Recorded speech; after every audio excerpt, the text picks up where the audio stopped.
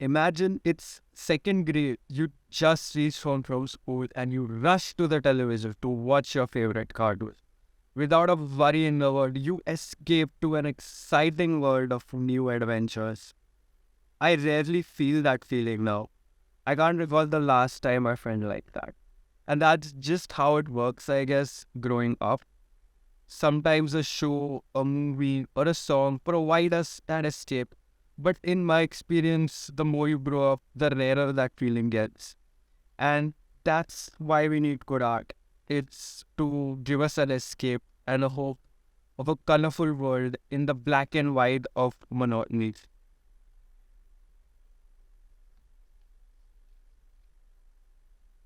This is my first ever video, and being this personal is way more difficult than I thought it would be.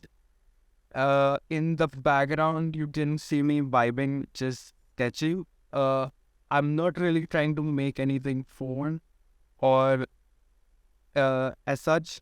I have been wanting to start a YouTube channel for a long time now, but I kept procrastinating and I kept thinking that there will come a time where I have to do things. Like just in a few months, my summer break will start, or just in a few months, my sister will get married and I will have the room to myself. Sorry, Rishi, I love you. Uh, if you also find yourself reasoning with yourself like this about something you want to start, I'd suggest you just start the thing you want to do. The do it now mindset has helped me a lot, and it could greatly help you. And this could be your wake up call. I have loved drawing since childhood. In class, I was the guy who could draw cool things. That validation kept me going. I started learning to draw seriously in 8th grade. Those were the days of YouTube art tutorials like Mark Crinley and Draw with Jazza. I remember watching in awe, hoping I would one day be able to draw like them. After 2 years, I discovered digital art and I immediately wanted a graphic tablet. I worked in sales at my dad's shop for a month, and with the salary, I bought my first ever Wacom tablet that I use to this day. The moment I got that tablet, I exploded. I was making art right and left, participating in every DIY I could find, and drawing fan art and all that stuff. But there was a catch.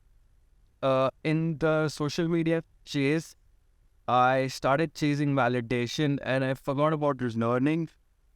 And as a result, my art skills started saturating and I soon grew dissatisfied of my art. A problem I face to a small degree today as well, but more on that later. Once I realized this, I quickly started to grow my skills. I started learning anatomy, gesture, color theory, composition, pretty much all of the art fundamentals. I started improving and my practice sketches started to look a lot better and better. And the problem now is that I was unknowingly headed into a new kind of obstacle. It was a problem that was tougher to realize than the last one. I was focusing too much on the technicalities and I forgot to have fun with my art. I started feeling pressure to make every piece the most technically correct art piece of the art style I was studying at the time. And it took me a lot longer to realize or discover flow. Flow is a very underrated concept in art education, I guess. I would suggest Cynic's Design on YouTube, who goes into much more depth into the matter than I will in this video. Basically, there's a tempo to making art. It's a mode of sorts that you enter, famously known as a flow state, where you're not actively thinking about anything and your mind is somehow performing at maximum efficiency. I realized that drawing for fun back when I first got my tablet, I was genuinely having fun and making art. And that was vital to entering the flow state. I know that practically you can never attain it 100% of the time, and that there are always parts of a job or a hobby that you will not like, but you should always aim for flow. Or in my case, aim for fun, which is followed by flow. I have a lot of freelance experience and have pursued many professional pursuits where I have proved my art to be worthy of relying on. But I have self confidence issues.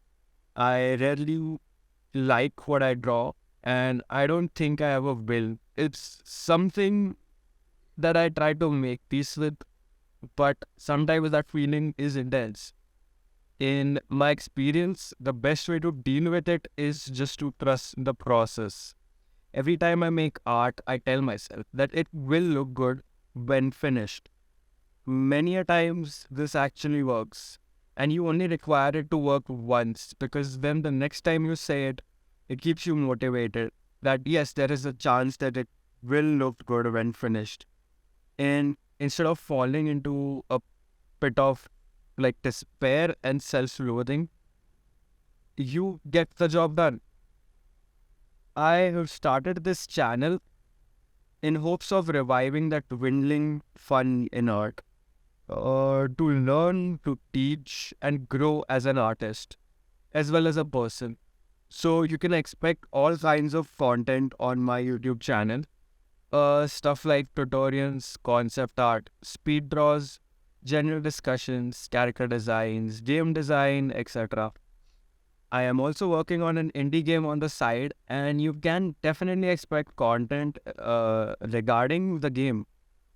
It is going to be a 2D visual novel game with mystery themes. You can always mention in the comment section the kinds of videos you would want me to watch or make. I mean, make. I want to start a community of people, not necessarily artists, who are just interested in new concepts and venturing into the unknown from time to time. And they just love doing new things. I am a very curious person who loves to be a know-it-all, and my interests range from science to culture to history to biogeography, you name it. And you will definitely see that aspect of me on this channel, as I will try to inculcate all of that into my art. A huge insecurity that is like the elephant in the room for most artists or even aspiring artists is money. Art as a field is viewed as a very unreliable field, especially if you want to go 100% freelancing. The problem many do not realize is that it is a very skill based industry. I have faced many stigmas from people and sometimes shame for choosing a field that is considered unreliable, especially the fact that I am choosing this and there's a chance I will regret it, according to them. But in the end, for me, usually the regret of not pursuing art, if I don't pursue it, outweighs the regret they would mention. As artists, we are very passionate people. If you're an artist or aspiring artist, man, respect to you. I wish all the best for you. In my eyes, if you are financially stable, then it makes no sense to chase money, especially in your youth when you have the opportunity to take risks and little to no responsibility. In my opinion, a good youth should be spent chasing fulfillment and fashion, not money. Art is the essence of my soul, and not just visual arts or paintings or sketches. Any form of art truly satisfies my soul if it is my taste. And I love that feeling of consuming good art. And I want to induce that feeling in others by creating art. So that was pretty much all I wanted to say for my first ever YouTube video. This all of this sounded very cringe in my head. Like to me, I just sound like. But yeah, uh, see you on the next one. Bye.